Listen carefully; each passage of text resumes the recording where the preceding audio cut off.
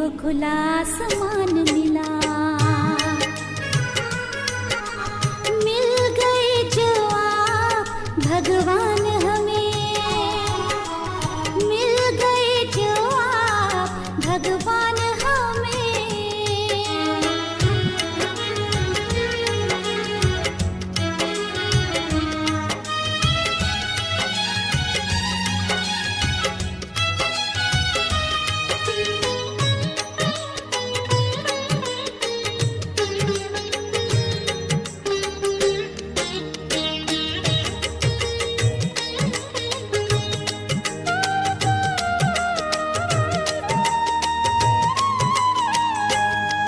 रूहानी रंग में रंगे हुए हम पंख सुनहरे पाए हैं। सारे जग के कष्ट मिटाने को धरती पे फरिश्ते आए हैं। रूहानी रंग में रंगे हुए हम पंख सुनहरे पाए हैं। सारे जग के कष्ट मिटाने को धरती पे फरिश्ते आए हैं। तारों के भी पार अपने वतन में, तारों के भी पार अपने वतन में। चलने का पथ आसान मिला है, पाँव नहीं अब धरती पर, उड़ने को खुला आसमान मिला। मिल गए जो आप भगवान हमें, मिल गए जो आप भगवान हमें।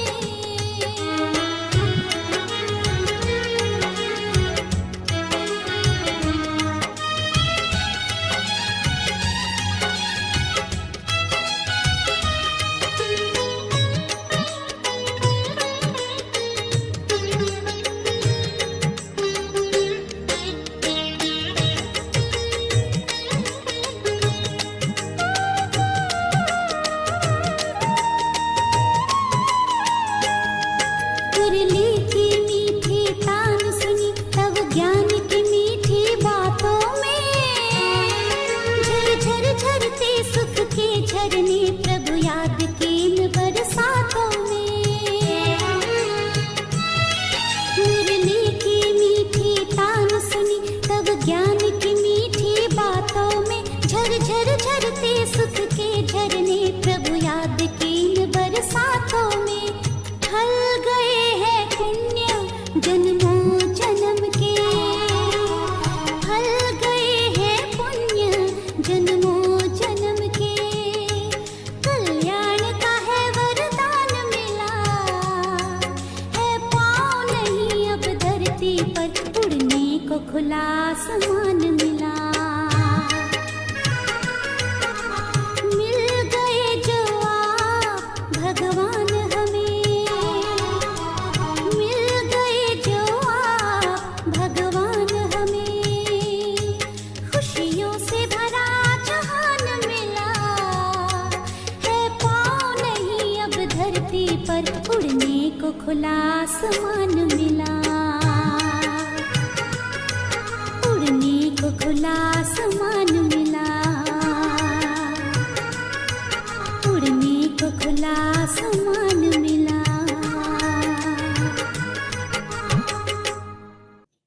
ओम शांति। आज 6 अक्टूबर 2021 की बाबा की मुरली है। आज विशेष रूप से बाबा कहते कि बच्चे इस पुरानी दुनिया और पुराने शरीरों से ममत्व मिटा देना है और अभ्यास करना है बाप को याद करने का, और याद में भी कर्मयोगी बन करके याद करे, चलते फिरते बाप को याद करे। दूसरा बाबा ने कहा कि बाबा हम बच्चों को ज्ञान का खजाना देते हैं, तो वो ज्ञान का खजाना आत्मा को जब आत्मा धारण करती है तो श्रेष्ठ जीवन बच जाती है। इसलिए इसको कहा ज्ञान अमृत। तो इस ज्ञान अमृत को, ज्ञान खजाने को जितना धारण करते जाएंगे उतना श्रेष्ठ बनते जाएंगे। फिर बाबा ने कहा कि देवताओं की महिमा तो बहुत गाते हैं, अब सर्वगुण संपन्न हूँ, सुलकला संपूर्ण,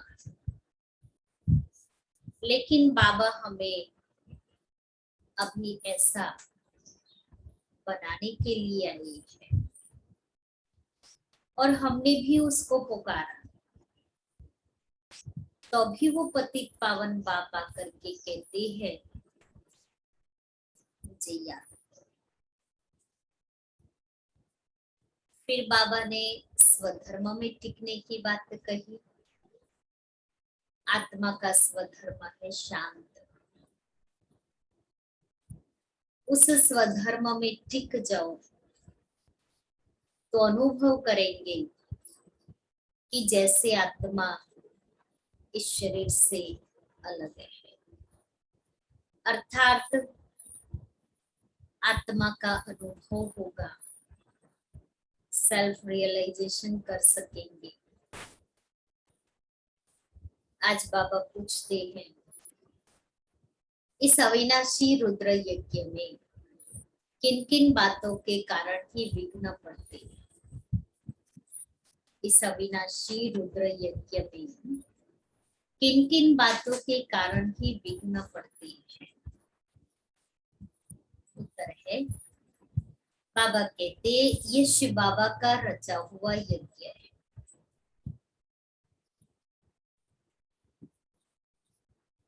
ये शिव बाबा का रचा हुआ अविनाशी ज्ञान यज्ञ है, रुद्र यज्ञ है। इसमें तुम मनुष्य से देवता बनने के लिए पवित्र बनते हो, भक्ति आदि छोड़ते हो, इस कारण विघ्न पड़ती है। लोग कहते हैं शांति हो, विनाश न हो, और बाप ने ये रुद्र ज्ञान यज्ञ रचा ही है पुरानी दुनिया के विनाश के लिए।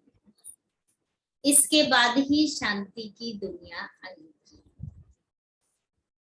मीठे बच्चे, इस पुरानी दुनिया से बेहद के वैरागी बनो, क्योंकि बाप तुम्हारे लिए नया स्वर्ग रूपी घर बना रही है। जब तक वैराग्य नहीं आएगा घर का रास्ता नहीं दिखाई देगा।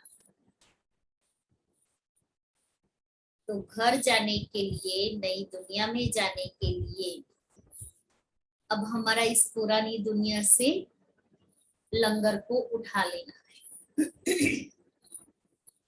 क्योंकि जब तक इस किनारे से लंगर नहीं उठा है तब तक हम सामने किनारे नहीं पहुंच सकते, और सामने किनारे पहुंचते ही वहां नई दुनिया है। उसके ऊपर एक बहुत अच्छी कहानी है। ये राजा था, तो एक राज्य में ऐसा नियम था कि हर राजा को 5 साल राज्य करने के बाद उसको राज्य से बाहर बहुत जंगल था, और उस जंगल में हिंसक प्राणी रहते थे, तो उसको वहां छोड़ दिया जाता था। तो हर राजा की यही हालत होती थी। तो एक राजा जो आया बड़ा बुद्धिमान था, उसने क्या किया कि अपने होते हुए, जब तक वो सीट पर है हर एक को उसका मानना पड़ेगा, तो उस राजा ने क्या किया, उस जंगल में पूरा एक नगर बसा दिया 5 साल के अंदर, और अपने लिए भी बहुत अच्छा महल बनवा लिया। अब जब 5 साल के, हर राजा को 5 साल के बाद जब सीट छोड़नी होती थी, राजाई पद, और पता था कि सबकी यही होनी है, तो हर राजा रोते थे, भीख मांगते थे, आप हमें जीवन दो, हमें निकालो नहीं। जब इस राजा का कार्यकाल पूरा हुआ तभी उसको भी उस सीट से नीचे उतारा। तो सबको हुआ था कि सब राजाओं की तरह ये राजा भी रोएगा, भीख मांगेगा, कहेगा मुझे बचाओ। लेकिन ये राजा और सैनिक क्या करते थे, उस राजा को हाथ पकड़ करके राज्य से बाहर उस जंगल में छोड़ के आते थे। अब ये राजा तो खुशी खुशी से जा रहा है, चेहरे पर मुस्कान है। तो लोगों को, प्रजा को बहुत आश्चर्य लगा, इवन सैनिकों को भी आश्चर्य लगा कि ये कैसा राजा है जो उसको जंगल में छोड़ने जा रहे हैं, वहां उसको कुछ नहीं मिलेगा। तो सब उसकी मुस्कुराहट का, खुशी का कारण पूछते हैं। तब वो राजा कहते हैं कि जो जैसा यहाँ एक महल और एक नगर है, ऐसा ही इस नदी के पार जहाँ सारा जंगल है, वहां पूरा ऐसा नगर बसा हुआ है। तो मैं यहाँ भी राजा था, मैं वहां भी राजा बनकर के रहूंगा। ये कहानी है, लेकिन इस कहानी से कि जब हम सीट पर होते हैं, अगर हमारे कर्म अच्छे हैं, तो जब हम सीट छोड़ देंगे तभी भी हम उसी तरह रहेंगे, कैसे? राजा की तरह। हमें हमारा वो भाग्य वहां भी मिलेगा जो भाग्य हम अभी भोग रहे हैं। बाबा भी हमें यही सिखा रहे हैं कि अभी हम इस समय संगम युग में बाबा के ज्ञान के आधार पर अपने कर्मों को श्रेष्ठ बनाएंगे, तो भविष्य में भी हमें राजाई ही मिलने वाली है। क्योंकि बाबा मेरे लिए वो नया नगर, नई दुनिया बसा रही है। तो उस दुनिया में जाने के लिए मुझे अभी अपने कर्मों को श्रेष्ठ बनाना है, तो वहां भी वही राजाई हम भोग सकेंगे। तो भी वर्तमान समय संगम युग पर स्वराज्य अधिकारी बन करके रहना है, कर्मों को श्रेष्ठ बनाना है, वाणी को मीठा बनाना है, तो भविष्य विश्व राज्य पद के अधिकारी है ही, सर्टेन है, कोई संशय की बात नहीं। ओम शांति। ओम शांति का अर्थ बाप ने बच्चों को समझाया है।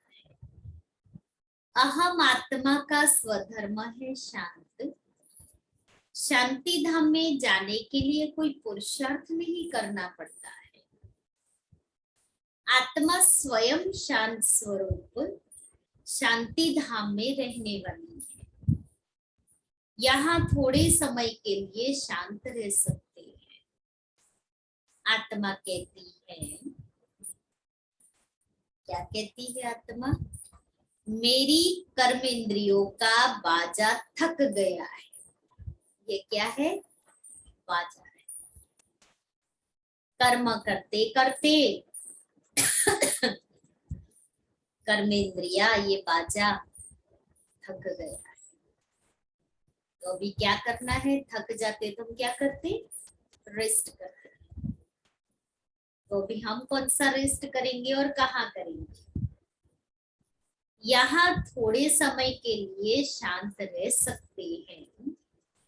आत्मा कहती है, मैं अपने स्वधर्म में टिक जाता हूँ, शरीर से अलग हो जाता हूँ, परंतु कर्म तो करना ही है। शांति में कहाँ तक बैठे रहेंगे? परम धाम में हम कहाँ तक बैठे रहेंगे? अभी भी कोई हमें कहे कि आपको कोई सेवा नहीं करनी है, कोई काम नहीं करना है, आप सारा दिन योग करो, अपनी स्टडी करो, जो करना है करो, आपको कोई कर्मणा सेवा नहीं करनी है, क्या होगा? और कहेंगे साथ में कि आपको मौन रहना है, क्या होगा? सफोकेशन होगा। तो आत्मा कहती है मैं शांति देश की रहवासी, सिर्फ यहाँ शरीर में आने से मैं टॉकी बनती हूँ। अहम आत्मा मम शरीर है, आत्मा ही पतित और पावन बनती है। आत्मा पतित बनती है तो शरीर भी पतित बनता है, क्योंकि सतयुग में 5 तत्व भी सतो प्रधान होते हैं, यहाँ 5 तत्व तमो प्रधान है। सोने में खाद पड़ने से सोना पतित बन जाता है, फिर उनको साफ करने के लिए आग में डाला जाता है, उनको योग अग्नि नहीं कहा जाता। अग्नि भी कितने प्रकार की, जिस अग्नि में शुद्ध होकर के बाहर आते हैं। तो सोने को शुद्ध बनाने के लिए सोने की भट्टियां होती है, उसमें वो लोग सोना डालते हैं, फिर वो कुछ केमिकल होता है वो डालते हैं। जैसे ही वो डालेंगे ना सोना पिघलने लगेगा,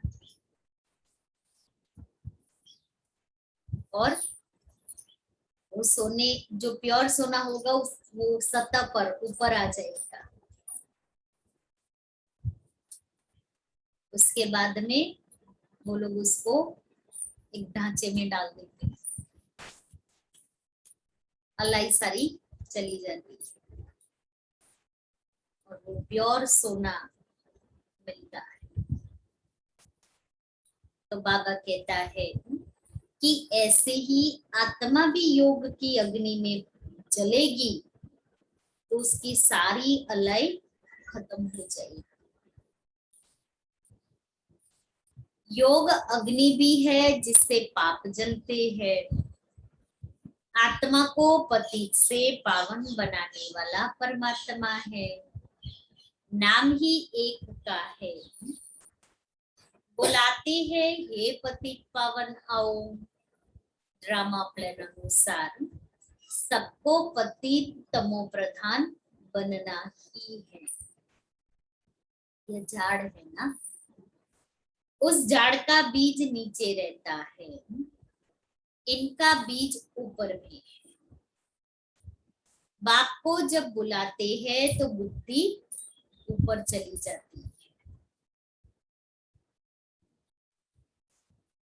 जिससे तुम वर्षा ले रहे हो वह अब नीचे आया हुआ है। कहते हैं मुझे आना पड़ता है, हमने ही पुकारा आधा कल्प से, इसलिए आना पड़ता है।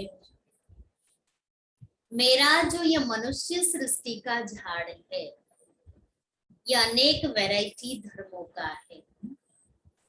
अब वह तमो प्रधान पतित जड़जड़ीभूत अवस्था को पाया हुआ है। बाप बैठे बच्चों को समझाते हैं। सतयुग में पहले पहले होते हैं देवी देवताएं, अब कलयुग में है असुर।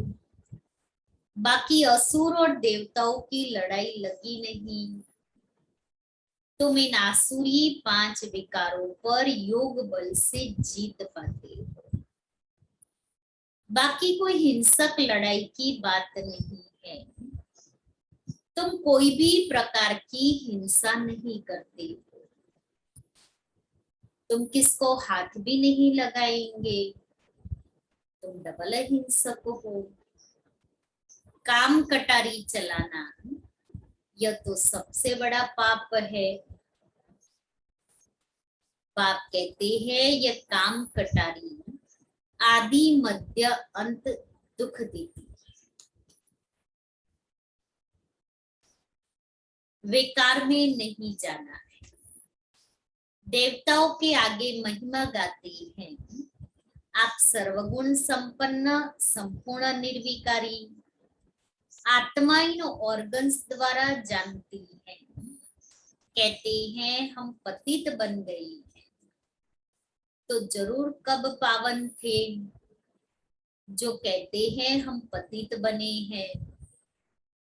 बुलाते भी हैं हे पतित पावन आओ, जब पावन है तब कोई बुलाते ही नहीं है। उनको स्वर्ग कहा जाता है। यहाँ तो साधु संत आदि कितनी धून लगाते हैं, पतित पावन सीताराम, जहां भी जाओ गाते रहते हैं। बाप समझाते हैं कि सारी दुनिया पतित है।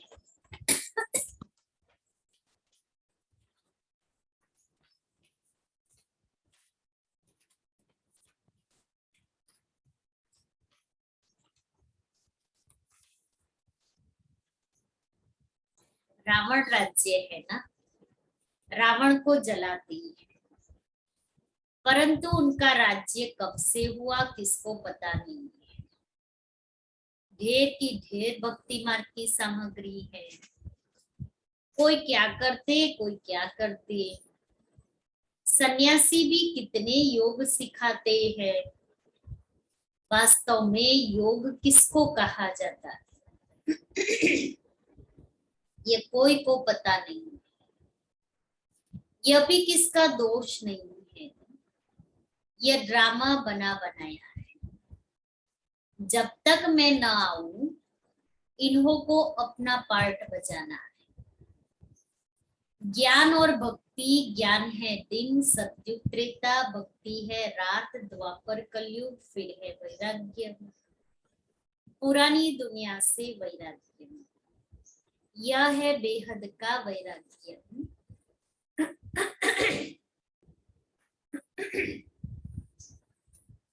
उन्हों का है हद का वैराग्य। तुम जानते हो यह पुरानी दुनिया अब खत्म होने वाली है। नया घर बनाते हैं तो पुराने से वैराग्य हो जाता है।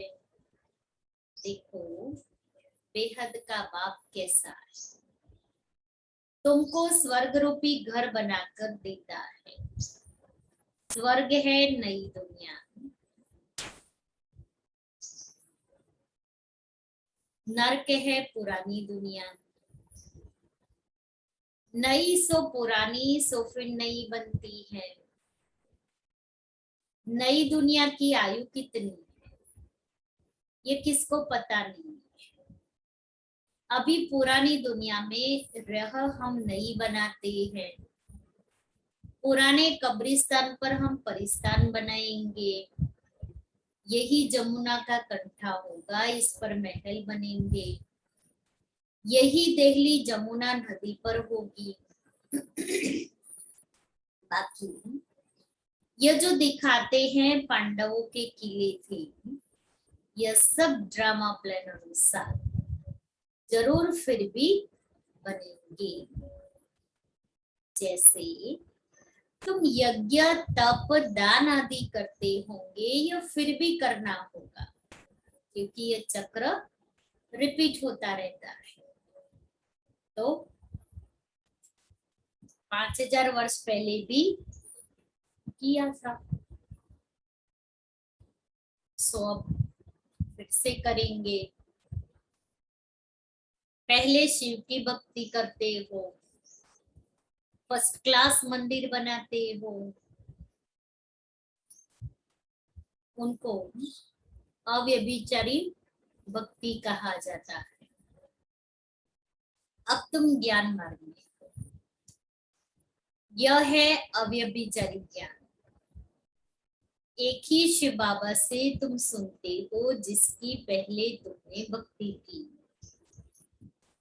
उस समय कोई और धर्म होते हैं, उस समय तुम बहुत सुखी रहते हो।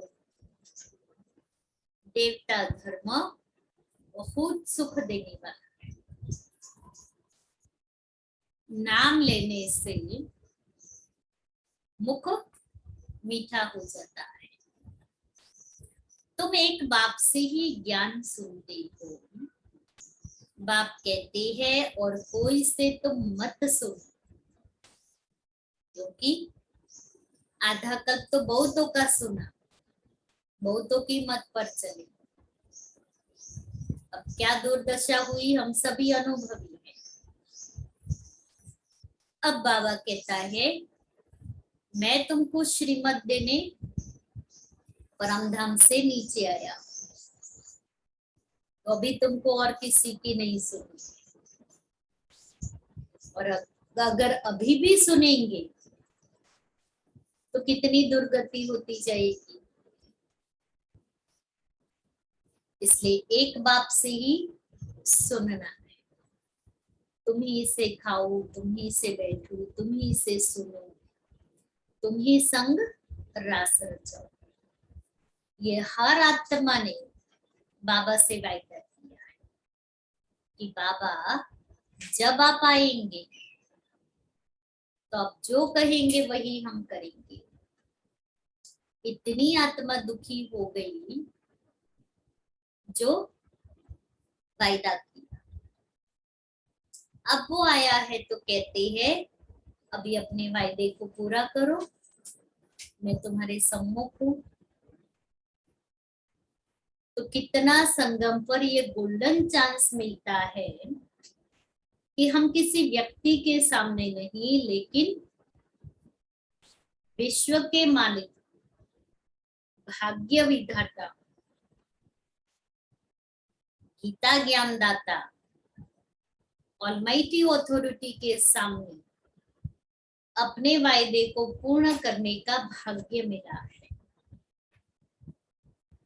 तो कितनी भाग्यशाली हम आत्माएं हैं। और ये सुख सिर्फ संगम पर ही मिलता है, और कोई युग में तो भगवान का साथ है ही नहीं। इसलिए इस चांस को हमें ले लेना है, और चांस लेकर के स्वयं को पद्मा पदम सौभाग्यशाली बनाना है। तो बाबा कहता है नाम लेने से ही मुख मीठा हो जाता है। तुम एक बाप से ही ज्ञान सुनते हो। बाप कहते हैं और कोई से तुम मत सुनो, यह है तुम्हारा अव्यभिचारी ज्ञान।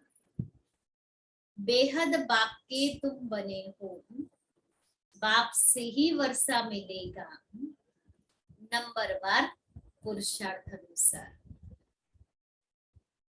बाप थोड़े समय के लिए साकार में आया हुआ है, थोड़े समय के लिए ही साकार में आया हुआ है। सारे युग की कंपैरिजन में ये संगम युग का जो समय है बहुत थोड़ा सा है।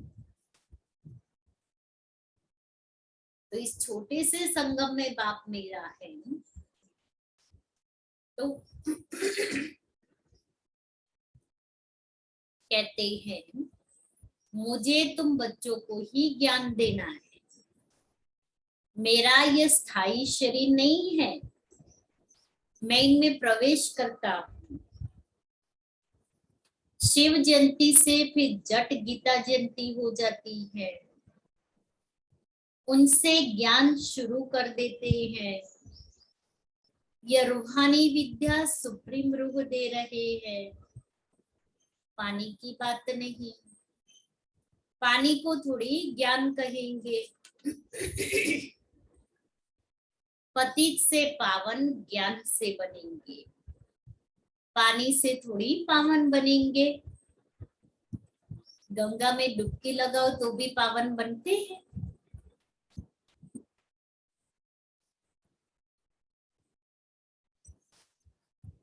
नदियां तो सारी दुनिया में है ही, यह तो ज्ञान सागर बाप आते हैं, इसमें प्रवेश कर ज्ञान सुनाते हैं।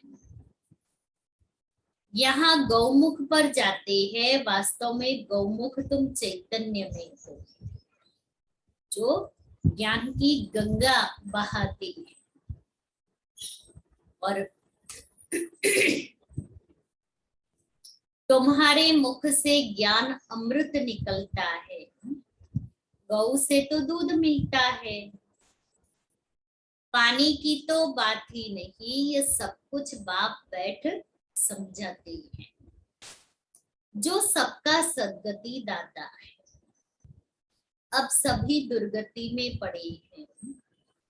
आगे तुम नहीं जानते थे कि रावण को क्यों जलाते हैं, अब तुम जानते हो बेहद का दशहरा होने वाला है। यह सारी दुनिया बेट है, टापू है। रावण का राज्य सारी सृष्टि पर है। जो शास्त्रों में है, बंदर सेना थी, बंदरों ने पुल बनाए, यह सब है दंत कथाएं।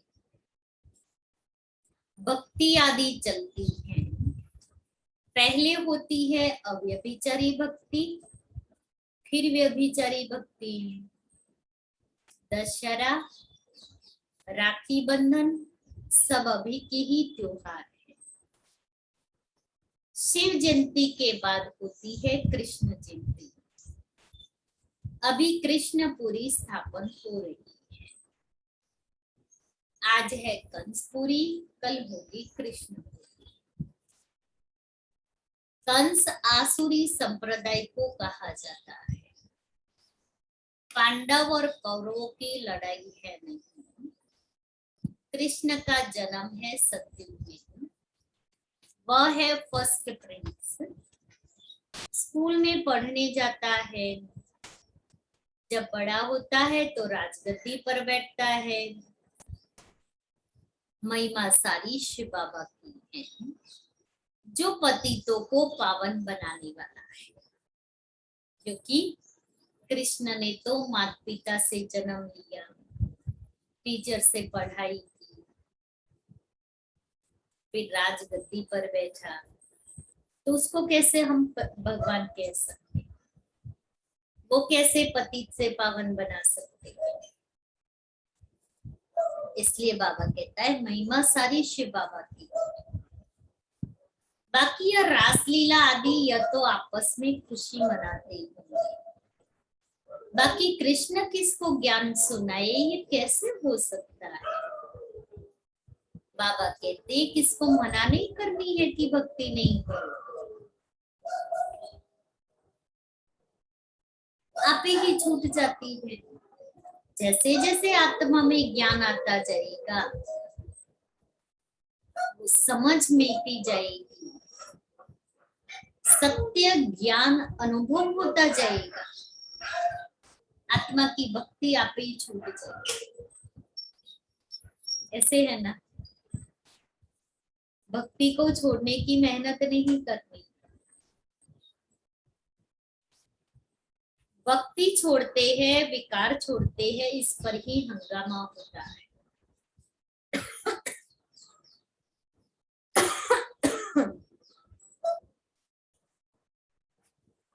बाबा ने कहा है मैं रुद्र यज्ञ रचता हूं, इसमें आसुरी संप्रदाय के विघ्न पड़ते हैं। यह है शिव बाबा का बेहद का यज्ञ, जिससे मनुष्य से देवता बनते हैं।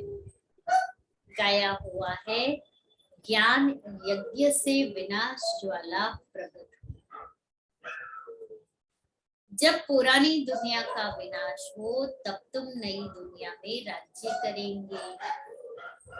लोग कहते हैं, हम कहते शांति हो, ये भी के कहते हैं विनाश हो। ज्ञान न समझने के कारण ऐसा बोलते हैं।